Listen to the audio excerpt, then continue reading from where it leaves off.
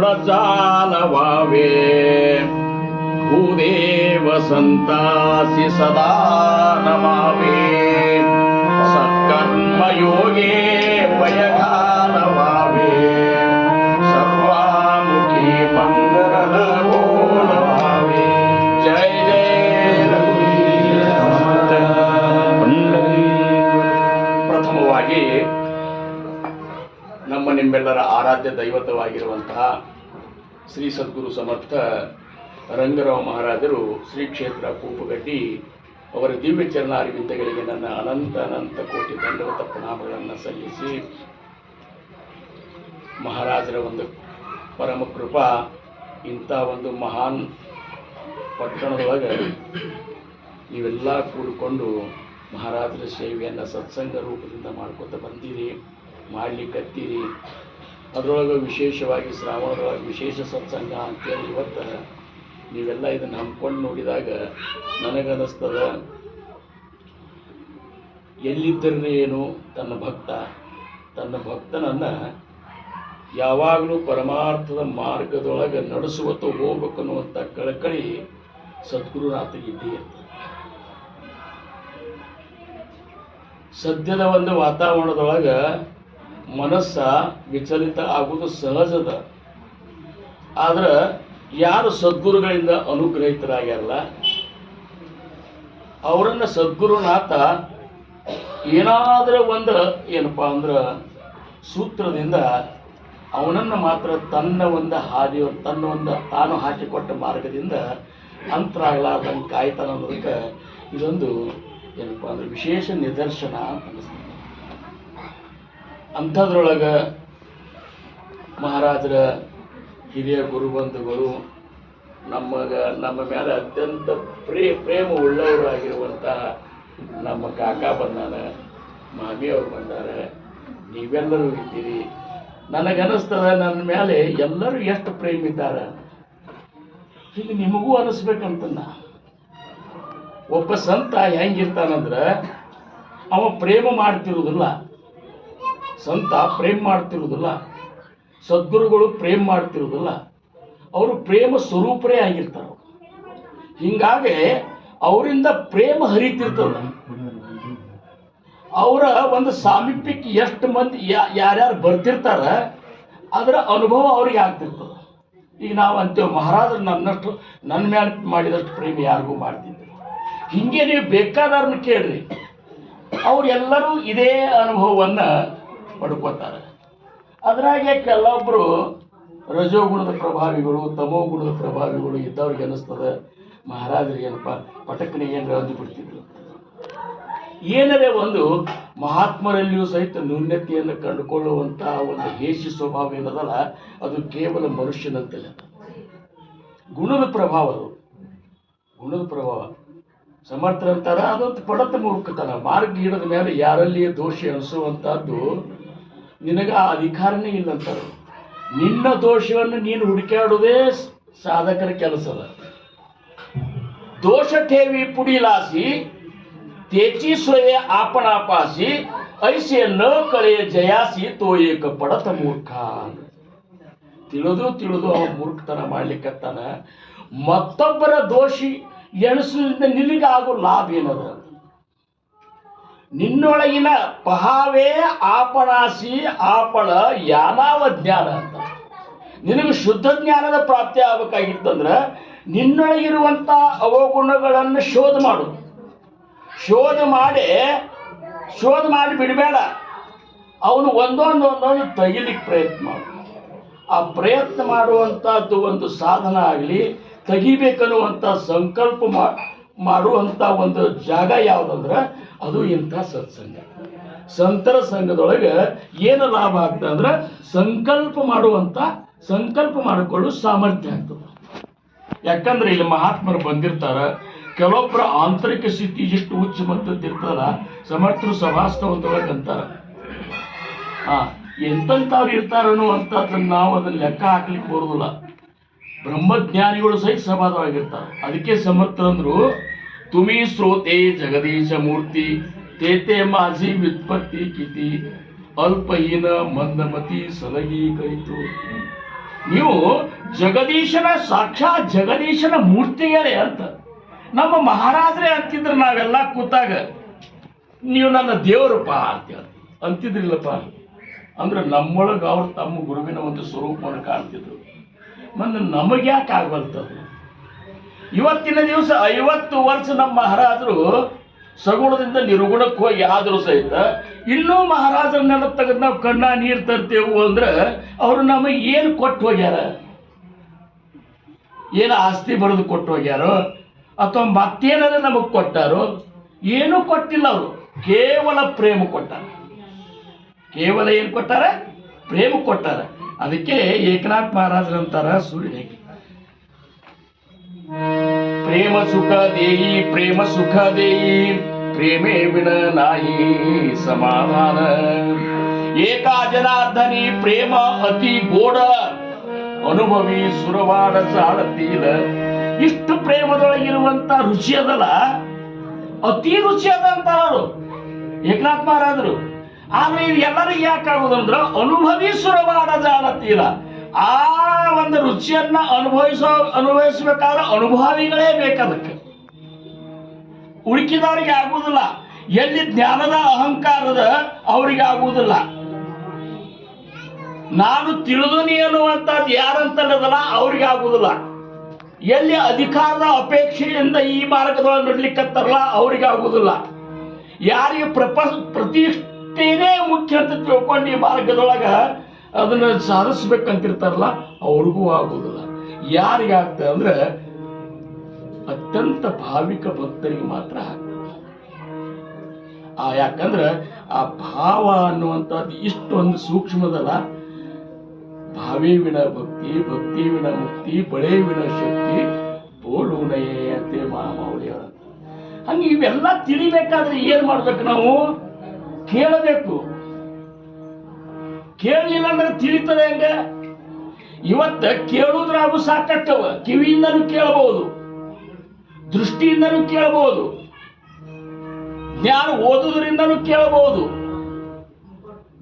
ಅವರ ನಡವಳಿಕೆಯನ್ನು ನೋಡಿ ಸಹಿತ ಕೇಳಬಹುದು. ನಾವು ನಮ್ಮನೊಳಗೆ ನಾವು ಕೇಳ್ಕೊತಾನೆ ಇರ್ತೇವೆ. ಇಷ್ಟೇ ಯಾಕ ಇಲ್ಲಿ ಕೂತಾಗ ನೀವಾದ್ರೂ ಕೇಳಬೇಕು. ಕಾಕಾರ್ ಹಿಂಗೆ ಹೇಳಿಕತ್ತಾರ, ಮಹಾರಾಜರು ಹಿಂಗೆ ಹೇಳ್ಯಾರಂತ, ನೀ ಹಂಗಿದ್ದೀಯನಪ್ಪ ಅಂತ ನಿಮ್ಮ ಮನಸ್ಸಿಗೆ ನೀವು ಕೇಳಬೇಕು. ನಾನು ಕೇಳಬೇಕು. ಬರೀ ಹೇಳುದ ಕೆಲಸ ಅಲ್ಲ, ಕೇಳಬೇಕು. ಹೌದಪ್ಪ, ಮಹಾತ್ಮರ ಮಾತುಗಳನ್ನು ನಿನ್ನ ಬಾಯಿಂದ ಹೇಳಿಕತ್ತಿ, ನೀ ಹಂಗಿದ್ದೀಯನು? ಇವೆಲ್ಲ ಕೇಳುದು.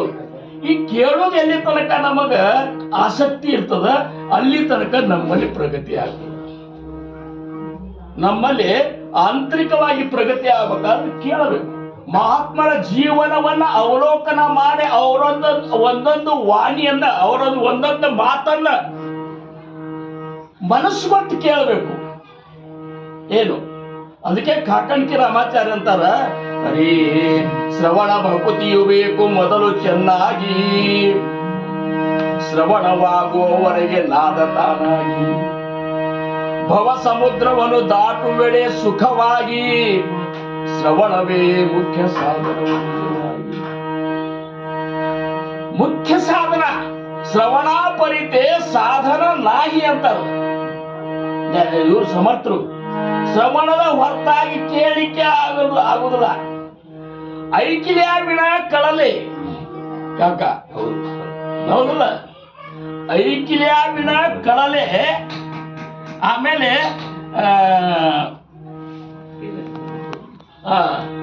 पडिले विना शहाणपणा आले, हे कधी देखिले ना ऐकिले ಭೂಮಂಡಳಿಯ.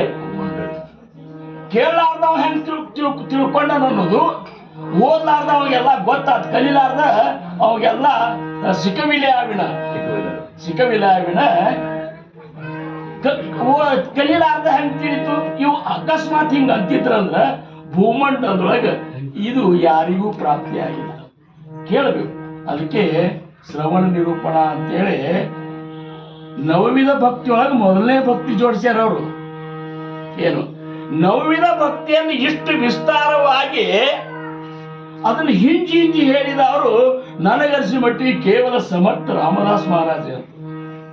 ಉಳಿಕಿದವ್ರು ಹೇಳ್ತಾರೆ ಶ್ರವಣಂ ಕೀರ್ತನಂ ವಿಷ್ಣು ಸ್ಮರಣಂ ಪಾದ ಸೇವನಂ ಅರ್ಚನಂ ವಂದನಂ ದಾಸ್ಯಂ ಸಖ್ಯಂ ಆತ್ಮನಿವೇದನಂ ಇಷ್ಟು ಹೇಳಿಬಿಡ್ತಾರ.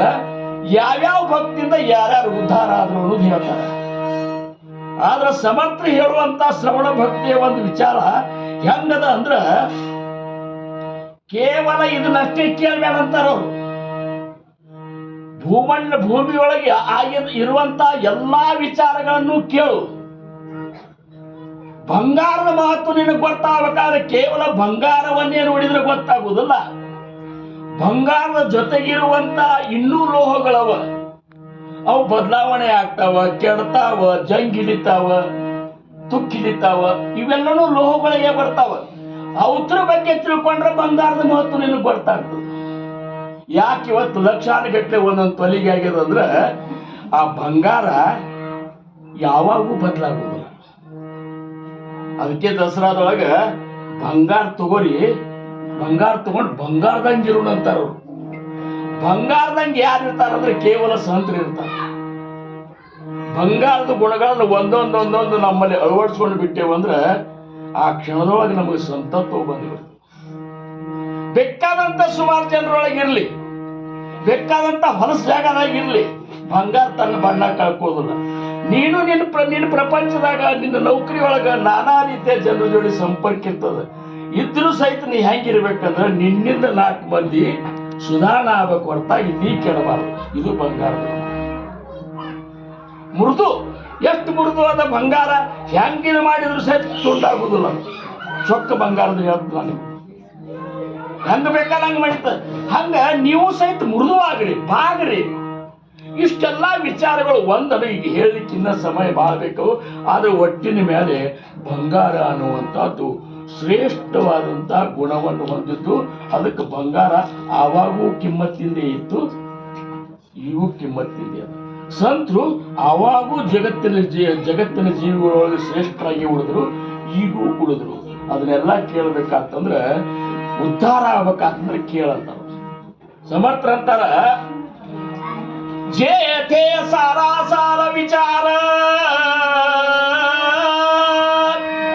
ते थे होय जगदुद्धार नवविधा भक्तीच्या आधार बहुत जनासी. ಎಲ್ಲಿ ಸಾರಾಸಾರ ವಿಚಾರ ನಡೀಲಿಕ್ಕತ್ತದ, ತೇಥೆ ಸಾರಾಸಾರ ವಿಚಾರ ತೇಥೆ ಹೋಯ ಜಗದುದ್ಧಾರ. ಇಲ್ಲಿ ಬಂದೇವ್ ಸತ್ಸಂಗ, ಇದ್ರಾಗ ಸಾರನೂ ಅದ ಅಸಾರನೂ ಅದ. ಸತ್ಸಂಗ ಅಂದ್ರೆ ಕೇವಲ ಸಾರದ ರೂಪವಾಗಿ ಅದನ್ನು ತಿಳ್ಕೋಬೇಡ ನೀವು. ಗ್ರಹಣ ಮಾಡುವಂತಹವನ ಒಂದು ಮನಸ್ಥಿತಿ ಮೇಲೆ ಆಧಾರ ಅದ. ಒಬ್ಬ ಕೂತಿರ್ತಾನ, ಮಹಾತ್ಮರ ಒಂದು ದಿವ್ಯ ವಚನವನ್ನು ಕೇಳಿ ಬದಲಾವಣೆ ಆಗ್ಬೇಕಂತ ಅದ್ರ ಮೇಲೆ ಲಕ್ಷ್ಯ ಕೇಳ್ತಿರ್ತಾನ. ಅವ ಸಾರವಾದದ್ದನ್ನಷ್ಟೇ ಕೇಳ್ತಾನ. ಇನ್ನೊಬ್ಬ ಕೇಳ್ತಾನ, ಅವ್ ಹೇಳೋ ತಪ್ಪು ಹುಡುಕಾಡು ಸಂಬಂಧ ಕೇಳ್ತಾನ. ಮತ್ತ ಅವ ಹೆಂಗ ಅದ್ರ ಲಾಭ ಆಗ್ತದೆ? ಹೌದಲ್ಕ? ಅದಕ್ಕೆ ಕೇಳಬೇಕು. ಕೇಳುಣಿಕೆ ಅಂದ್ರೆ ಹೆಂಗ, ಮನಸ್ಸು ಒಟ್ಟು ಕೇಳಂತಿದ್ರು ಹಿರಿಯರು. ಏನಂತಿದ್ರು? ಮನಸ್ಸು ಕೊಟ್ಟು ಕೇಳು. ನಿನ್ನ ಮನಸ್ಸು ಅನ್ನೋದಲ್ಲ, ಅದನ್ನ ಈ ಟೈಮ್ದಾಗ ಇಲ್ಲಿ ನಮಗ್ ಕೊಟ್ಟು ಬಿಡು. ಕೊಟ್ಟು ಕೇಳು ಅಂದ್ರೆ ಮತ್ತೊಂದು ಕಡೆ ಎಲ್ಲಿ ಹೋಗುದಿಲ್ಲ. ಮತ್ತ ಹಂಗ ಕೇಳಿದಾಗ ಆಗ್ತದ. ಅದಕ್ಕಂತಾರ, ಜೇತೆ ಸಾರಾಸಾರ ವಿಚಾರ ತೇತೆ ಹೋಯ ಜಗದುದ್ಧಾರ ನವವಿಧ ಭಕ್ತಿಚ ಆಧಾರ ಬಹುತ ಜನಾಸಿ. ಬಹಳಷ್ಟು ಮಂದಿ ನವವಿಧ ಭಕ್ತಿ 9 ಮೆಟ್ಟಲನ್ನು ಏರಿದಾಗ 9ನೇ ಮೆಟ್ಟಲವಾದಂತ ಆತ್ಮನಿವೇದನಕ್ಕೆ ಮುಟ್ಟ್ಯಾರು. ಒಮ್ಮೆ ಕೇಳಲಾರ್ದ ಅವ್ನು ಕೀರ್ತನ ಮಾಡ್ಲಿಕ್ಕೆ ಆಗುದಿಲ್ಲ. ಭಗವಂತನ ಗುಣಗಾನ ಮಾಡ್ಲಾರ್ದ ಅವ್ನ ನಾಮಸ್ಮರಣೆ ಹತ್ತುದಿಲ್ಲ. ನಾಮಸ್ಮರಣೆ ಮಾಡ್ಲಾರ್ದ ಅವ್ನ ಸದ್ಗುರುಗಳ ಮೇಲೆ ಅಖಂಡ ಏನಪ್ಪಾ ಅಂದ್ರ ಶ್ರದ್ಧಾ ಕೂಡುವುದಿಲ್ಲ, ಸರ್ವಾರ್ಪಣ ಭಾವ ಬರುವುದಿಲ್ಲ. ಏನಂತಾರ ಅವರು, ಪಾದ ಸೇವನ ಭಕ್ತಿ ಒಳಗೆ ಹೇಳ್ತಾರ, ಗೌಪ್ಯತೆ ಪ್ರಗಟ ಕೇಲೆ ಎಂದು.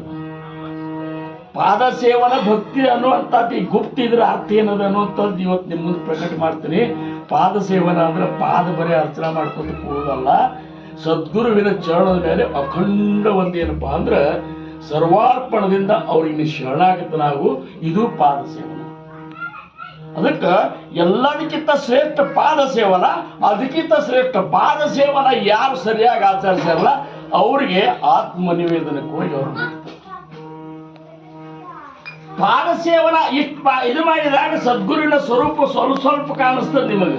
ಅವು ಕಾಕಡ್ಕಿ ರಾಮಾಚಾರ್ಯ ಇದ್ರಾಗ ನೋಡು, ಶ್ರವಣ ಭಕ್ತಿಯು ಬೇಕು ಮೊದಲು ಚೆನ್ನಾಗಿ, ಶ್ರವಣವಾಗುವವರೆಗೆ ನಾದ ತಾನಾಗಿ, ಭವ ಸಮುದ್ರವನ್ನು ದಾಟುವೆಡೆ ಸುಖವಾಗಿ, ಶ್ರವಣವೇ ಮುಖ್ಯ ಸಾಧನವು ನಿಜವಾಗಿ,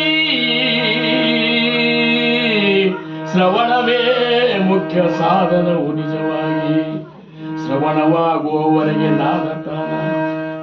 ಹೌದು ಏನು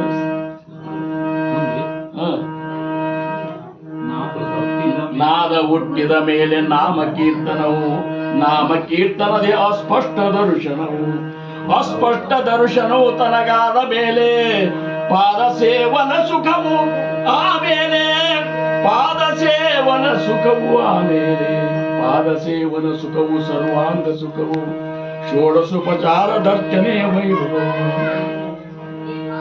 ಮುಂದೆ ಹಿಂಗ ಅವು 9 ವಿಧದ ಭಕ್ತಿಯ ಒಂದಿದು ಕಾಕಡ್ಕಿ ರಾಮಾಚಾರ್ಯ ಎಷ್ಟು ಚಂದ ಬರ್ದಾರಲ್ಲ ಏನು ಅಂತೇಳಿ ನಮ್ಮ ಮಹಾರಾಜರು ಸಪ್ತಾಹದೊಳಗ ಇದು ಪ್ರಸಾದವನ್ನ ಅನಿಸ್ತಿದ್ರು.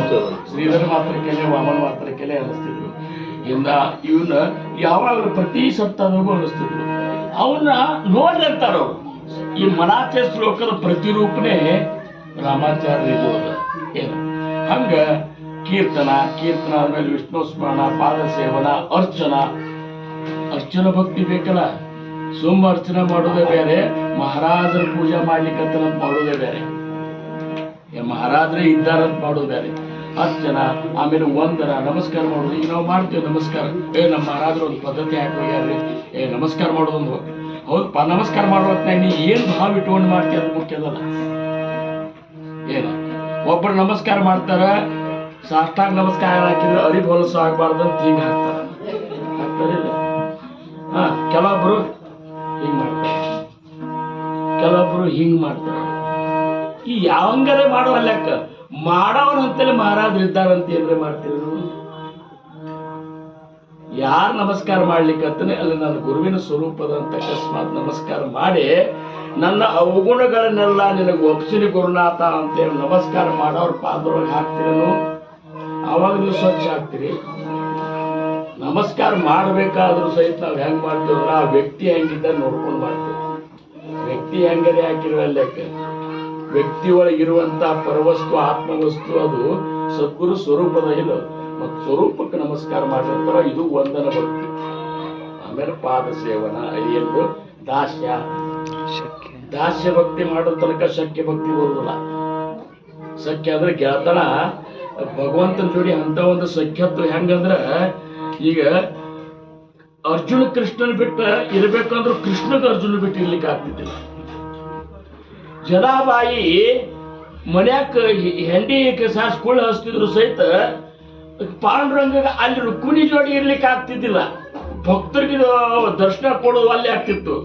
ಯಾಕ್ರಿ ಹಿಂಗ್ಯಾಕೆ ಮೋತಿ ಸಪ್ ಮಾಡ್ರಿ ಅಂತ ರುಕ್ಮಿಣಿ ಕೇಳಿದ್ರೆ ಏನ್ ಮಾಡ್ಲಿ, ನನಗೆ ಜನ ನೆನಪಾಗ್ತದೆ, ಜನಿ ನೆನಪಾಗ್ಲಿಕ್ಕೆ. ಈಕಿ ಬಂದ್ರೆ ಏನ್ ಚಂದಗೆ ಬಂದಿಪ್ಪ ಪಾಂಡುರಂಗ ಅಂತ ಕೈ ಮುಗ್ಯಾಕೆಲ್ಲ ಈಗ ಬಂದೇನೆ ಇಟ್ಟ್ಯ ಅಂತ ನಾಕಿ ನಿನ್ನೆ ನಂಬ್ಕೊಂಡ್ರೆ ನಿನಗೇನೇನು ಖಬರೇ ಇಲ್ಲ. ನಾನು ನೋಡಿ ಸಣ್ಣಾಕಿ ನನ್ನ ಕೈ ಹಾಕಾಗ್ಯಾವ ನೋಡು, ಇದೆಲ್ಲ ಇವಾಗ ನಡಿ ಹೋಗಿ ಹೆಣ್ಣಿ ತರು ಅಂತ ಕರ್ಕೊಂಡು ಕೂಳು ಹಚ್ಚಿಸ್ತಿದ್ಲ ಅವ್ರ ಕೈ. ಅಂದ್ರ ಭಗವಂತ ಭಾವಾಚ ಬುಕೇನು ಹಸುದು ಕೂತಾನವ, ಮಲಗಿ ಪಾಡಲು ಕುಳಿತು ಕೇಳುವ, ಕುಳಿತರೆ ನಿಲ್ಲುವ, ನಿಂತರೆ ನಲಿವ, ನಲಿದರೆ ಒಲಿವ, ಸುಲಭನೋ ಹರಿ ಸುಲಭನು ತನ್ನವರ ನರಗಳಿಗೆ ಬಿಟ್ಟಿರಲಾರನು, ಒಂದು ಕ್ಷಣ ಸಹಿತ ಬಿಟ್ಟು. ಇವೆಲ್ಲ ಆಗಬೇಕಾಗಿತ್ತು. ಸದ್ಗುರುಗಳನ್ನ ನಮ್ಮನ್ನ ನೆನೆಸಬೇಕು. ನಾವು ಸದ್ಗುರುಗಳ ಭಕ್ತಿ ಮಾಡೋದು ಏನ್ ದೊಡ್ಡ ಆಗದಲ್ಲ ಅಂತ ಎಲ್ಲರೂ ಮಾಡ್ತಾರೆ, ದೇವತೆಗಳು ಸಹಿತ ಮಾಡ್ಲಿಕ್ಕಂತಾರ. ಗುರುನಾಥ ನಿನ್ನೆ ಅನಿಸ್ತಾನು, ಗುರುನಾಥ ನಿನ್ನೆ ಅನಿಸ್ಬೇಕಲ್ಲ. ಒಮ್ಮೆ ರಾಮದೇವರು ಒಂದು ಡೈರಿ ಒಳಗೆ ಬರ್ಲಿಕ್ಕತ್ತಿದ್ರಂತೆ ಎಲ್ಲರ ಹೆಸರು. ಹನುಮಂತ ದೂರ ನಿಂತು ನೋಡ್ಲಿಕ್ಕತ್ತಿದ್ದ, ನನ್ನ ರಾಮ ಏನ್ ಬರ್ಲಿಕ್ಕತ್ತಾನಂತೇಳಿ ಒಂದು ಸ್ವಲ್ಪ ಕಡೆ ಹೋದ ಕೂಡಲೇ ಆ ಡೈರಿ ನೋಡಿದ, ಎಲ್ಲ ಹೆಸರಿತ್ತು. ಎಲ್ಲ ನೋಡಿ ತನ್ನ ಹೆಸರು ಇದ್ದಿದ್ದಿಲ್ಲ ಅದ್ರಾಗ. ರಾಮ್ ಬಂದ ಕೂಡಲೇ ಏನು ಬರ್ಲಿಕ್ಕತ್ತಿ ರಾಮ ಅಂದ್ರು. ಇದು ನನ್ನ ಭಕ್ತರದ್ದು ಡೈರಿ ಅಂತ, ನನ್ನ ಭಕ್ತರ ಹೆಸರು ಬರ್ಲಿಕ್ಕತ್ತು. ಮತ್ತು ಅದ್ರಾಗ ನನ್ನ ಹೆಸರೇ ಇಲ್ಲದ ಅಂತ. ಇವ್ರೆಲ್ಲರೂ ನನ್ನ ಭಕ್ತರನ್ನ ನಾ ಯಾರು ಭಕ್ತಿ ಮಾಡ್ತಾರ ಅನ್ನೋದು ಇನ್ನೊಂದು ಪರ್ಸನಲ್ ಡೈರಿ ಅದ. ನಾ ಯಾರು ಭಕ್ತಿ ಮಾಡ್ತಲ್ಲ ಅವ್ರದ್ದು ಇನ್ನೊಂದು ಸಣ್ಣ ಡೈರಿ ಅದ, ಅದ್ರಾಗ ನಿನ್ನ ಹೆಸರು ಅದ ನೋಡಿ. ಒಬ್ಬಾರ ಕುಮಾರಿ ಜಯ ಜಯ ಒಬ್ಬಾರ ಕುಮಾರಿ, ಒಬ್ಬಾರ ಕುಮಾರಿ ಜಯ ಜಯ ಒಬ್ಬಾರ ಕುಮಾರಿ, ಒಬ್ಬಾರ ಕುಮಾರಿ ಒಬ್ಬಾರ ಕುಮಾರಿ. ಇವ್ರು ಮಾಡಿ ಸಮರ್ಥರು ಈ ಮಾತು ಹೇಳಿದ್ರು 4 ಸಾಲ. ಕಾಕ ನನಗೆ ಹೇಳಿದ್ದವನ್ನ ಅವ್ರು ಹೇಳಿದ್ದನ್ನ ಇಟ್ಕೊಂಡು ನೆನಪೇ ಇಟ್ಕೊಂಡು ಬಿಡ್ತೀನಿ. ನಾನು ಹೇಳಿದ್ದು ಸಹಿತ ನೆನಪಿಟ್ಕೋಬೇಕಾರೆ ರಗಡಿ 37 ವರ್ಷ ಅಂತ ಹೇಳಿರ್ತೀರಿ, ಕೇಳಿಬಿಟ್ಟು ಹೋಗ್ತೀರಿ.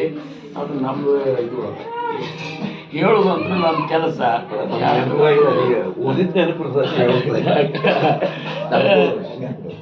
ಏನದು ಪಿಟು ಭಕ್ತಿ ಚಾಡಾಂಗೋರ ಕಳಿ ಕಾಳ ಸಿದ್ದರಾರ ಓ ಕಾಮನೇಕರ ಜಯ ಜಯಕರ ನಮ್ದು ತಂಗಡ ಹೊಡೆದು ಹೋಗೋರು. ಸಕ್ಕರೆ ಬಂದದ, ಬೆಲ್ಲ ಬಂದದ, ಚಿಮಣಿ ಎಣ್ಣೆ ಬಂದದ, ಗಾಣದ ಎಣ್ಣೆ ಬಂದದ. ಯಾರು ಒಯ್ತಿರು ಒಯ್ದ ಕಣ್ಣಂತ ಬಿಟ್ಟಾಗ ನೋಡ, ಒಯ್ಯಾರು ಒಯ್ತಿದ್ರು ಬಿಡೋರು ಬಿಡ್ತಿದ್ರು, ಯಾರಿಗೆ ಯಾರಿಗಂತ ಹೋಗೋದು ಹೊಡಿದು ಕೆಲಸ. ಹಂಗೆ ಹೊಡೋದು ಅಷ್ಟೇ. ಇವತ್ತು ಇಲ್ಲಿ ಮತ್ತಿದ ಅವಕಾಶ ಇದೆ. ಈ ಬೆಂಗಳೂರಿನಾಗ ಈ ಸರಿ 2 ಸತ್ಸಂಗ ನನಗೆ ದುಡಿಯೋರಿಗೆ ಕೆಲಸ ಎಲ್ಲಿ ಕಡಿಮೆ ಅದ ಅಂತ. ಹೌದಲ್ಲ, ಯಾವ ದರಿದ್ರ ಆಗ್ತಾರಂದ್ರೆ ದುಡಿಯೋ ಅಪೇಕ್ಷೆ ಇಲ್ಲಾರ್ದವ್ ದರಿದ್ರ ಆಗ್ತಾರ. ನಾನು ಗುರುನಾಥನ ಸೇವಾದವಾಗ ನನಗೆ ಸಿಕ್ಕರ ಸಾಕಂತೇಳಿ ಯಾರು ಒಳಗೆ ಹಂಬಲ ಇಟ್ಟಿರ್ತಾರ ಅವ್ರು ಬೆಂಗಳೂರಿಗೆ ಹೋದ್ರು ಸಿಗ್ತದ, ನಾಳೆ ಅಮೆರಿಕದಾಗ ಹೋದ್ರು ಸಿಗ್ತದೆ. ಹೌದಲ್ಲ, ಅದಕ್ಕೆ ಮತ್ತೊಂದು ಅವಕಾಶ ಮಂತ್ರ ಕೊಟ್ಟರು. ಅವ್ರು ಇಷ್ಟೇ ಒಂದು 4 ಮಾತು ಹೇಳ್ತಾರ. ಉಪಾಸನೇಲ ದೃಢ ಚಾಲವಾವೇ ಭೂದೇವ ಸಂತಾಸಿಸಲ. ಉಪಾಸನೇಲ ದೃಢಚಾಲವಾವೆ. ನಮಗೊಂದು ಮಹಾರಾಜರು ಉಪಾಸನ ಹಾಕಿಕೊಟ್ಟಾರ. ಉಪಾಸನ ಅಂದ್ರ ಭಗವಂತನ ಸಾಮೀಪ್ಯಕ್ಕೆ ನಾವು ಹೋಗುವಂಥದ್ದಕ್ಕೆ ಏನು ಬೇಕಾಗುವಂಥ ಸಾಧನ ಕ್ರಮ ಅದಲ್ಲ, ಅದು ಉಪಾಸನ ಅನಿಸ್ಬೇಕು. ಉಪಾಸನ ಅಂದ್ರೆ ಭಗವಂತನ ಸಾಮೀಪ್ಯಕ್ಕೆ ಹೋಗ್ಬೇಕಾದ್ರೆ ಒಂದಿಷ್ಟು ಅರ್ಹತಾ ಬೇಕಾಗ್ತದೆ. ಇವತ್ತೊಬ್ಬ ಮಿನಿಸ್ಟರ್ ಅಂತೇಳಿ ಹೋಗ್ಬೇಕಾಗ್ತಂದ್ರೆ ಅದಕ್ಕೊಂದು ಅರ್ಹತಾ ಬೇಕು. ಅಂಥವ್ರು ಮಾತ್ರ ಒಳಗೆ ಕರ್ಕೋತಾನ. ಹಂಗ ನಮ್ಮ ಕಡೆ ದೃಷ್ಟಿ ಭಗವಂತನ ಹರಿಬೇಕಾಗ್ತಂದ್ರೆ ಅವನು ಸಮೀಪದೊಳಗಿರ್ಬೇಕು. ಏನು ಅದಕ್ಕೇನಂತಾರ? ಸ್ವಲೋಕತಾ ಮುಕ್ತಿ, ಸಮೀಪತಾ ಮುಕ್ತಿ, ಸ್ವರೂಪತಾ ಮುಕ್ತಿ, ಸಾಹಿತ್ಯತಾ ಮುಕ್ತಿ ಎಲ್ಲ ಇಲ್ಲೇ ಅವ. ಆ ಸಂದರ್ಭದಾಗ ಈ ಸತ್ಸಂಗದೊಳಗೆ ಇದ್ದದ್ದು ಸ್ವಲೋಕತಾ ಮುಕ್ತಿ. ಉಪಾಸನಾದ ಹೋಗಿ ನಾವು ಭಗವಂತನ ಸಾಮೀಪ್ಯ, ಗುರುನಾಥನ ಸಾಮೀಪ್ಯಕ್ಕೆ ಹೋದೆವಂದ್ರೆ ಸಮೀಪತಾ ಮುಕ್ತಿ. ಮತ್ತು ಹೋಗಿ ನಮ್ಮನ್ನು ನಾವು ಮರ್ತು ಬಿಟ್ಟೆವಂದ್ರೆ ಸ್ವರೂಪತಾ ಮುಕ್ತಿ. ನಾವು ಅದ್ರಾಗ ಪೂರ್ಣ ಅವ್ರ ಇದ್ರೊಳಗೆ ಲಯ ಆಗಿಬಿಟ್ಟೆ ಅಂದ್ರೆ ಸಾಹಿತ್ಯ ಮುಕ್ತಿ. ಇಷ್ಟೇ ಅದ. ಹಂಗ ದೃಢವಾಗಿ ಮಾಡ್ಬೇಕಂತ ಅವ್ರು 4 ಹೊತ್ತಿನ ಭಜನೆ ಕಟ್ಟಿನಿಂದ, ನಿಟ್ಟಿನಿಂದ, ನಿಷ್ಠೆಯಿಂದ ಬಹುಸಾಯಿ ಮಹಾರಾಜರು ಹೇಳ್ತಾರೆ. ಹಂಗೆ ಮಾಡಬೇಡ, ಕಟ್ಟಿನಿಂದ ಮಾಡಿ, ನಿಷ್ಠೆಯಿಂದ ಮಾಡಿ, ನಿಟ್ಟಿನಿಂದ ಮಾಡಿ, ನಿಷ್ಠೆಯಿಂದ ಮಾಡಿ, ಅದ್ರ ಜೊತೆ ಪ್ರೇಮದಿಂದ ಮಾಡಿ. ಇವನ್ನೆಲ್ಲ ನಾಮಸ್ಮರಣೆ ಆಗಲಿ, ಉಪಾಸನೆ ಮಾಡ್ಬೇಕು. ನಾವು ಮಾಡ್ತೀವಿ. 4 ಹೊತ್ತು ಭಜನೆ ಮಹಾರಾಜರು ಹೇಳ್ಯಾರ, ಹೆಂಗೆ ಬೇಕಾದಂಗೆ ಮಾಡಿಬಿಡ್ತು. ಇವತ್ತಿನ ದಿವಸ ಜನ್ಮತೆಚ್ಚೆ ಮೂಲ ಶುರು ಮಾಡಿದವ ಅಕಸ್ಮಾತ್ ನಡು ಒಂದು ಫೋನ್ ಬಂತಂದ್ರೆ ಮತ್ತೆ ಜನ್ಮತೆಚ್ಚೆ ಶುರು ಮಾಡಬೇಕು. ಎಲ್ಲಿಗೆ ಬಿಟ್ಟರು ಅಂತಂದು, ಯಾಕಂದ್ರೆ ಅರ್ಥ ಮಾಡ್ಕೊಂಡು ಮಾಡ್ಲಿಕ್ಕೆ ಹೋಗಿಲ್ಲಲ್ಲ. ಹೌದಲ್ಲ, ಮಾಡಬೇಕು. ಎಷ್ಟು ಸಾಧ್ಯದ ಅನುಕೂಲ ಇದ್ದವ್ರು ಒಂದು ಸಮಯ ನಿರ್ಬಂಧ ಮಾಡ್ಕೋಬೇಕು. ಮಧ್ಯಾಹ್ನ ಭಜನೆ ನೀವು ಡ್ಯೂಟಿ ನೋಡಿಕೊಂಡು ಅದಕ್ಕೊಂದು ಸಮಯ, ಆ ಸಮಯಕ್ಕೆ ನಾವು ಮಾಡಬೇಕು. ಈಗ ಹೆಂಗದ ಮನುಷ್ಯನ ಸ್ವಭಾವ ಆಗಲಿ, ಸದ್ಗುರುನಾಥನ ಒಂದು ಇಚ್ಛೆ ಆಗಲಿ, ಯಾವ ಸಮಯಕ್ಕೆ ಯಾರು ಏನು ಮಾಡ್ತಾರೆ ಅದ್ರ ಕಡೆ ಕಾಯ್ಕೋತ ಕೂತಿರ್ತಾರೆ. ಕಾಕರಾರ್ತಿ ಇರ್ತದ, ಇಷ್ಟೊತ್ತಿಗೆ ಮಾಡ್ಬೇಕಂತ ಲೆಕ್ಕದ. ಅದಕ್ಕೆ ನಾವು ಎದ್ದಾಗ ಮಾಡ್ತೀವೋ ಅಂತಂದ್ರೆ ಮಹಾರಾಜರು ಅಂತಾರ, ದಿವಸ ಅಷ್ಟೊತ್ತಿಗೆ ಮಾಡ್ತಿದ್ರೆ ಇವತ್ತಿನ ಮಾಡಬಲ್ಲರು ಅಂತೇಳಿ ಕಾಯ್ಕೋತ ಕೂಡ್ತಾರೆ. ಅಂದ್ರೇನು, ಇದೊಂದು ಭಾವದ ಕೆಲಸದ. ಭಗವಂತ ಮಲ್ಕೊಂಡ್ರೆ ಈ ಬ್ರಹ್ಮಾಂಡ ಉಳಿಲಿಕ್ಕೆ ಸಾಧ್ಯದನು. ಆದ್ರೂ ಸಹಿತ ಹೇಳ ಈ ಆತ್ಮ ರಾಮ ಯತಿ ಮನಿ ಜನತೆ ಅನ್ಬೇಕಾದ್ರೂ ಒಂದು ಸಮಯ ಬೇಕು. 8ಕ್ಕೆ ಹೇಳೋದು, 9ಕ್ಕೆ ಹೇಳೋದು. ಸದ್ಯದ ಪೀಳಿಗೆ ಲಘು ಹೇಳೋದು ಗೊತ್ತೇ ಇಲ್ಲ. 8, 9 ಸೂರ್ಯ ಹೊಂಟ ಸೂರ್ಯನ ಬಿಸಿಲು ಇವ್ರ ಮೈ ಮೇಲೆ ಬಡದು ಅದು ಮೈ ಸುಡು ತನಕನೂ ಇವ್ರು ಹೇಳೋದಿಲ್ಲ. ಏನು ಸೂರ್ಯ ಯಾವಾಗ ಹೊಳ್ತಾನೆ ಕೇಳಿದ್ರೆ ಯಾರಿಗೂ ಗೊತ್ತೇ ಇಲ್ಲ ಈಗಿನ ಮಂದಿಗೆ. ಇರಲಿ, ಅದನ್ನ ದೃಢವಾಗಿ ನಾವು ನಡೆಸ್ಬೇಕಂತ ಮಾಡ್ಬೇಕು. ನಮ್ಮ ಮಹಾರಾಜರು ಮಾಡ್ತಿದ್ರಲ್ಪ ಅಂದ್ರೆ ಬಸ್ನ್ಯಾಗ ಹೋಗ್ಬೇಕಾದ್ರು ಆ ಸಮಯದ ಈ ದಾಸೋಹದಲ್ಲ ಇಂಥ ದಾಸೋಹ ನನಗೂ ಅಂತ ಕೊಟ್ಟಾರ ಮಹಾರಾಜ ಪಿಯೂಷ್ ಪಾಟೀಲ್ ಇದ್ದಾಗ. ನಾವು ಓದೋ ದಾಸೋಹ ಎಲ್ಲ ಅಂಟಿಗಿಂಟ ಹಚ್ಚಿ ಕವರ್ಗೆ ಇವ್ರು ಹಾಕಿ ಪಿಯೂಷ್ ಪಾಟೀಲ್ ಇದ್ದಾಗ ಶಂಕರು ಇದ್ ದಿವಸ ವೈಪ ಓದೋದು ತಿಳ್ಕೊತಾರೆ. ಅವರನ್ನೆಲ್ಲ ಹಾಕಿ ವ್ಯವಸ್ಥೆ ಮಾಡಿದ್ರೆ ಇವತ್ತು ದಾಸೋಹದನ್ನು ಓವಿಗಳನ್ನ ಹೇಳಿಕತ್ತೀವಿ. ಮತ್ತೊಂದು ಏನಿಲ್ಲ, ಓದಿಸಿದ್ರು ಮಾಡುತ್ತಿದ್ರು. ಹಿಂಗೆ ನಾವಾದ್ರೂ ಮಾಡಬೇಕು. ಅಕಸ್ಮಾತ್ ಅದು ಆಗ್ಲಿಕ್ಕಂದ್ರೆ 4 ಹೊತ್ತು ಭಜನೆಗಳು ರೆಕಾರ್ಡಿಂಗ್ ಮಾಡಿ ನಾನು ಗೊತ್ತು ಒಬ್ಬೊಬ್ಬರಿಗೆ ಒಬ್ಬನೇ ಕೂತ್ ಮಾಡಿದ್ದದು. ಅದ್ರ ಮೊಬೈಲ್ನಾಗ ತೊಗೊಂಡು ಆ ಸಮಯದಾಗ ಕೇಳ್ಕೊತ ಹೌದು. ಇದನ್ನ ದೃಢವಾಗಿ ಮಾಡಬೇಕು. ಒಂದು ದಿವಸ ಫರ್ಕ್ ಆಗಬಾರ್ದು. ಪ್ರಾಣಜಾಯೇ ಮಾಡ್ತಾನೆ ಗುರುನಾಥ ಅಂದ್ರೆ ಮಾಡೇಬೇಕು. ಇವತ್ತು ಒಂದು ತಾಸು ಧ್ಯಾನ ಮಾಡ್ತಾನೆ ಅಂತೇಳಿ ನೀವು ಒಂದು ಸಂಕಲ್ಪ ಮಾಡಿದ್ರೆ ತಾಸು ಮಾಡಬೇಕು. ಮಾಡಲಿಲ್ಲ ಅಂದ್ರೆ ಮರುದಿವ್ಸ ಊಟನೇ ಮಾಡಬಾರ್ದು. ಇಷ್ಟು ಒಂದು ಗಟ್ಟಿ ಮಾಡಿದಾಗ ಕೆಲಸ ಆಗ್ತದೆ. ಹಿಂಗೆ ಒಂದು ನೇಮ ಹಾಕೋಬೇಕು ಅಂತಾರ. ಆ ನೇಮದ ಬಗ್ಗೆ ಒಬ್ಬ ದೊಡ್ಡ ಭಕ್ತರ ಒಂದು ಸಣ್ಣ ಕಥೆ ಹೇಳಿ ನಾವು ಇದು ಮಾಡೋಣ. ಯಾಕಂದ್ರೆ ಇದು ಇರ್ತದೆ ಬಾರ್ಸಿ ಒಳಗೆ ಜೋಗ ಪರಮಾನಂದ ಅಂತ ಹೇಳಿ ಒಬ್ಬ, ಯಾರು ಜೋಗ ಪರಮಾನಂದ ಅವ್ರ ಹೆಸರು.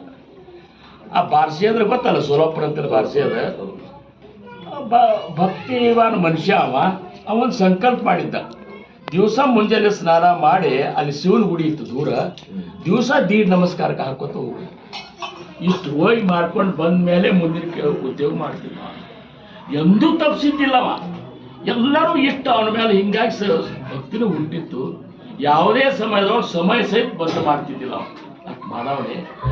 ಒಮ್ಮೇನಾಗಿಬಿಡ್ತು ಅಂದ್ರೆ ಒಬ್ಬ ವ್ಯಾಪಾರಿ ಬಂದಿದ್ದ, ರೇಷ್ಮೆ ಇದು ಪಿತಾಂಬರ ಅದು ತಗೊಂಡು ಏನಂತಾರೆ ಮಡಿಗಿಡಿ ತಗೊಂಡು ಬಂದಿದ್ದ. ಚಲೋ ಕಿಮ್ಮತ್ತಿನೂ ಮಾರ್ಲಿಕ್ಕೆ ಬಂದಿದ್ದವ. ಇವನ್ ನೋಡಿದ್ರು ಯಾರು ಇವರು ಕೃಷ್ಣ ನಮಸ್ಕಾರ ಆಗ್ತಾರಂತ ಊರನ್ನವ್ರು ಕೇಳಿದ. ಅವ್ನು ಜೋಗ ಆಯ್ತಾನವ, ಜೋಗ ಪರಮಾನಂದ ಇದ್ದಾನ. ದಿವ್ಸಕ್ಕೆ ಅಷ್ಟೊಂದು ನೇಮನ ಹಾಕೊಂಡಾರೆ. ಇಂಥ ಭಕ್ತ ಅಂತಂದ್ರು. ಹಂಗಾರ ಇಷ್ಟು ವ್ಯಾಪಾರ ಮಾಡ್ಕೊತ ಬಂದಿನಿ, ಇದೊಂದು ನನಗೊಂದು ಚಲೋ ಒಂದು ರೇಷ್ಮೆ ಇದು ಅವ್ರಿಗೆ ಒದಿಸ್ಬೇಕು ಅಂತೇಳಿ ಅದು ಉಟ್ಕೊಳಿಕ್ಕೆ ಒಂದು ರೇಷ್ಮೆ ಇದು ಕೊಟ್ಟು ನಮಸ್ಕಾರ ಮಾಡಿದ.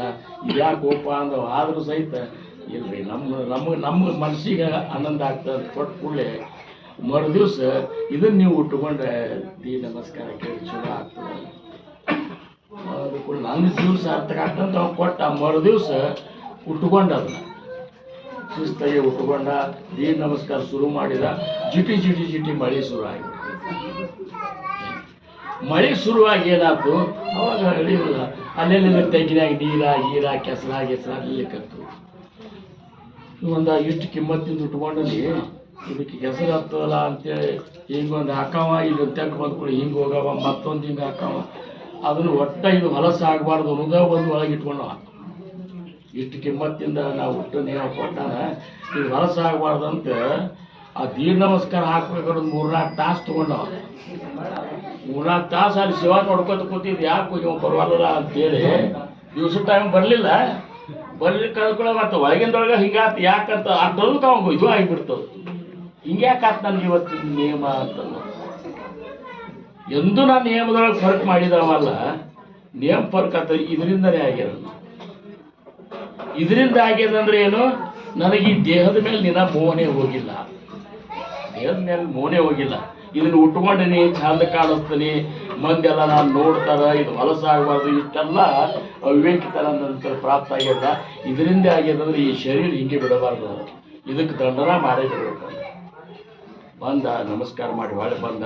1-2 ಚಲೋ ಎತ್ತುಗಳು ಹೋರಿಗಳನ್ನ ಹುಡ್ಕೊಂಡು ಗಳೆ ಹೊಡಿಲಿಕ್ಕೆ ಹೊಂಟಿದ್ದ ಒಬ್ಬ ಮನುಷ್ಯ. ಅವ್ನು ನಿಂದ್ರ ಅಂತ. ಈ ಪಿತಾಂಬರ ನೀ ತಗೋ ನಾವು, ಈ ಪಿತಾಂಬರ ನೀ ತಗೋ, ನನಗೊಂದು ಅರ್ಧ ತಾಸು ಈ ಗಳೆ ಇದು ಎತ್ತ ಇದು ಒಂದು ಸ್ವಲ್ಪ ನನಗೆ ಕೊಟ್ಟು ಬಿಡಂತ. ತಗೋರಿ ಒಳ್ಳೆ ಯಾಕೆ ಇಲ್ಲೇ ಹೋಗಿ ಬರ್ತೀನಿ ನಾನು. ಅವ್ನು ಕೊಟ್ಟ ಪಿತಾಂಬರ ಕೊಟ್ಟ ಅಂತ ತಗೊಂಡ ಅಲ್ಲಿ ಗಳೆಕ್ಕೆ ಏನದಲ್ಲ ಹಗ್ಗ ಹಾಕಿ ಅದನ್ನು ಸೊಂಟಕ್ಕೆ ಬಿಟ್ಕೊಂಡು ಅವ್ಗೆ ಹೇಳಿದ, ಅಡಿ 2ಕ್ಕೆ 1-2 ಗಜ ಹಾಕೋದು ಎಟ್ಟದ ಶಕ್ತಿ ನೋವಂತೇಳಿ. ಇವು ಹೇಳ್ಕೊ ಹೊಡೆದುಕೊಂಡು ಸಿಕ್ಕಾಪಟ್ಟೆ ಓಡ್ಲಿಕ್ಕತ್ತು. ಅವು ಇವನಿಗೆ ಎಳ್ಕೊಂಡು ಹೋಗ್ಲಿಕ್ಕತ್ತು. ಎಳ್ಕೊಂಡು ಹೋದ್ರೆ ಕಲ್ಲ ಮೊರಳ ಏನು ಈ ಶರೀರ ಎಲ್ಲ ಹರಿದು ಚಿಪ್ಪಾಡಿಯಾಗಿ ರಕ್ತ ಬರ್ಲಿಕ್ಕೆ ಶುರು ಆಗ್ಬಿಡುತ್ತೆ. ಅಂದ್ರೇನು ಇದಕ್ಕೆ ಇದು ಮಾಡ್ಬೇಕು, ಇದಕ್ಕೆ ಆ ಭಗವಂತರ ಒಂದು ನಿಯಮದಕ್ಕಿಂತ ನನಗೆ ಇದಕ್ಕೆ ಹೆಚ್ಚು ನಾ ಇದು ಮಾಡಿದ್ದಿಲ್ಲ ಅಂತೇಳಿ ಹರಿದು ಏನು ಒಂದು ನಮನೆ ಬೇಸುತ್ತ ಪಾಂಡು ನೋಡ್ಲಿಕ್ಕಂತ ಭಗವಂತ ಏನು ಜೋಗ ಅನ್ನೋ ಆ ಕ್ಷಣದೊಳಗೆ ಬೇಸುತ್ತಾಗಿ ಬಿದ್ದ ಅವು ಎತ್ಕೊಂಡು ನಿಂತು ಅವು ತೆಗೆದು ತೈಕತ್ತಿದ ಕೂಡಲೇ ನಿಂತಾಗ ಕಣ್ಣು ಹೀಗೆ ತೆಗಿಬೇಕು ಅನ್ನೋದಕ್ಕೆ ಸ್ವಲ್ಪ ಹಿಂಗೆ ಆಶೀರ್ವಾದ ಮಾಡಿದ ಭಗವಂತ ಕಣ್ಣು ತೆಗೆದ ಇಲ್ಲಿ ಎದುರಿಗೆ ಸಾಕ್ಷಾತ್ ಶಿವಾನಿ ನಿಂತುಬಿಟ್ಟು ನಿಂತಂದ ಏನೋ ಜೋಗ ಇದು ಎಷ್ಟು ದಂಡನ ಮಾಡೋದಪ್ಪ ಮಾರಾಯ ನೀನು. ಈ ರೀತಿ ಭಕ್ತರನ್ನ ಇನ್ನೂ ತನಕ ಯಾರೂ ನೋಡಿಲ್ಲ, ನಿನ್ನಂಥ ಭಕ್ತರನ್ನ ಇನ್ನೂ ತನಕ ಯಾರೂ ನೋಡಿಲ್ಲ. ನಿನಗೆ ಪೂರ್ಣ ನನ್ನ ಒಂದು ಪರಮ ಪದಕ್ಕನೇ ನಿನ್ನ ಒಯ್ದು ಬಿಡ್ತೀನಿ ಅಂತೇಳಿ ಸಾಕ್ಷಾತ್ಕಾರ ಮಾಡಿ ಮೋಕ್ಷನೇ ಕೊಟ್ಟ ಅನ್ನುವಂಥ ಕಥೆ ಬರ್ತದೆ. ಸಂಕ್ಷಿಪ್ತನಾಗಿ ನಿಮಗೆ ಹೇಳ್ಬೇಕಂದ್ರೆ ಅಂದ್ರೆ ಉಪಾಸನೆಯಲ್ಲ ದೃಢಚಾಲವಾವೆ ಅಂದ್ರೆ ಅವ್ರು ಸಮರ್ಥರು. ಉಪಾಸನೆ ಇಲ್ಲ ಚಾಲವಾವೆ ಅಂತಲಿಲ್ಲ, ಮನ್ಸಿಗೆ ಬಂದಂಗೆ ಚಾಲ ಸೌಡಿದ್ದಾಗ ಮಾಡ್ರಿ ಹಿಂಗೆ ಅಂದಿಲ್ಲ ಅವರು. ದೃಢವಾಗಿ ಮಾಡ್ರಿ. ಈಗ ನೀವೆಲ್ಲರೂ ಈಗ ಒಂದು ಹೊಸ ಯುಗದೊಳಗೆ ನೀವು ಕಾಲಿಟ್ಟವ್ರು ಇದ್ದೀರಿ, ಹಳಿ ಯುಗದನ್ನು ಹಿಡ್ಕೊಂಡು ಹೋಗ್ಬೇಕಾಗಿತ್ತು, ಮಾರ್ಗವನ್ನು ಬಿಡ್ಲಿಕ್ಕೆ ಬರೋದಿಲ್ಲ. ಅದಕ್ಕೆ ದೃಢವಾಗಿ ಮಾಡ್ರಿ. ನೀವೆಲ್ಲರೂ ಒಂದು ನೇಮ್ ಹಾಕೋರಿ, ನಿಮಗೆ ಎಷ್ಟು ಸಾಧ್ಯದ ಅಷ್ಟೇ ಹಾಕೋರಿ. 4 ಹೊತ್ತು ಭಜನೆ ಮಾಡ್ತಂತ ಹಾಕೋರಿ. ನಿಮಗೆ ತಾಸಾದ್ರೆ ತಾಸ, ಅರ್ಧ ತಾಸಾದ್ರೆ ಅರ್ಧ ತಾಸ, 15 ನಿಮಿಷ ಆದ್ರೆ 15 ನಿಮಿಷ. ನಿಮಗೆ ಸೌಂಡ್ ನೋಡ್ಕೊಂಡು ಒಂದು ಟೈಮ್ ಫಿಕ್ಸ್ ಮಾಡಿಕೊಂಡು ಒಂದೇ ಜಾಗದಾಗ ಕೂತ್ಕೊಂಡು ಶರೀರ ಏನು ಅಳಿಗಾಡಿಸಲಾರ್ದ ಏಕಾಗ್ರ ಚಿತ್ತದಿಂದ ಸದ್ಗುರು ಕೊಟ್ಟು ನಾಮಸ್ಮರಣೆಯನ್ನು ಮಾಡಿರಿ. ಇದನ್ನು ಯಾವಾಗ ಮಾತ್ರ ಮಾಡಬೇಡ್ರಿ. ಇದ್ರ ಜೊತೆ ನೀತಿ ಕಾಯ್ಕೋರಿ, ಸಾತ್ವಿಕ ಆಹಾರ ಉಣ್ರಿ, ಸಾತ್ವಿಕ ಜನರ ಸಂಘದೊಳಗಿರ್ರಿ, ಏನು ಸಾತ್ವಿಕ ವಿಚಾರಗಳನ್ನು ಚಿಂತನೆ ಮಾಡ್ರಿ. ಮಾತಾಡಿದ್ರೆ ಸಾತ್ವಿಕ ವಿಚಾರಗಳನ್ನೇ ಮಾತಾಡ್ರಿ. 4 ಮಂದಿ ನೀವು ಕೂಡಿದ್ರೆ ಅಂದರೆ 2 ದಿವಸ ಸೂಟಿನ ಅದ ಅಂತೇಳಿ ಸುಮ್ಮನೆ ಹರಟಿ ಹೊಡೋದಾಗಲಿ, ರೆಸಾರ್ಟ್ಗೆ ಹೋಗೋದಾಗಲಿ, ಹೋಟೆಲ ಗಿಟೆಲ ಹಿಂಗೆ ಅಡ್ಡಾಡೋದು ಕಡಿಮೆ ಮಾಡಿಬಿಡ್ರಿ. ಯಾಕಂದ್ರೆ ಅವ್ರು ತಿನ್ನೋದ್ರಿಂದ ಆಯುಷ್ ಕಡಿಮೆ ಆಗ್ತದೆ, ಆ ಆಹಾರ ತಕ್ಕ ಗುಣ ಬರ್ತಾವೆ. ಗುಡ್ಲಿಂಗ ಜಂಗ ಮಹಾರಾಜ ಅಂತಿದ್ರೆ ಅನ್ಕಕ್ಕ ಯಾರು ನಿನಗೆ ರೊಕ್ಕ ಕೊಡ್ತಾರಲ್ಲ ರೊಕ್ಕ ಜೋಡಿ ಅವ್ರ ಗುಣನೂ ಬರ್ತದೆ. ಇಷ್ಟು ಸೂಕ್ಷ್ಮದ ಆಹಾರ ಯಾರು ತಯಾರು ಮಾಡಿರ್ತಾರ ಆ ತಯಾರು ಮಾಡಿದವ್ರು ಗುಣ ಆಹಾರದೊಳಗೆ ಬರ್ತವೆ. ಓಂ ಶಾಂತಿ ಒಳಗೆ ಅದಕ್ಕೆ ತಮ್ಮ ಆಹಾರ ತಾವೇ ತಯಾರು ಮಾಡ್ಕೋತಾರೆ, ನಾಮಸ್ಮರಣೆ ಜೊತೆಗೆ ಮಾಡ್ಕೋತಾರೆ. ಹಿಂಗಾಗಿ ಅವರು ಒಂದೇ ಹಾದಿ ಹೋಗ್ತಾರೆ. ಇದನ್ನು ನಾವು ಮಾಡಬೇಕು. ಓಂ ಶಾಂತಿಯವರಂತ ಮಾಡ್ತಾರಲ್ಲ, ಇದನ್ನೆಲ್ಲ ನಮ್ಮ ಮಹಾರಾಜರು ಮಾಡಿ ತೋರ್ಸ್ಯಾರ.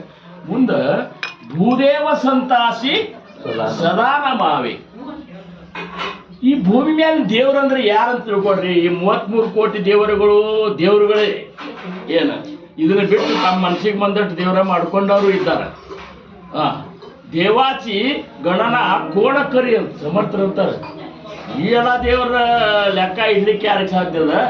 ನಿಜವಾಗಿ ದೇವ್ರು ಯಾರು ಅಂದ್ರೆ ಭೂಮಿ ಮೇಲೆ ಅಡ್ಡಾಡುವಂಥ ಸಂತರು ಸದ್ಗುರುಗಳಿದ್ದಾರಲ್ಲ, ಇವರು ದೇವರು.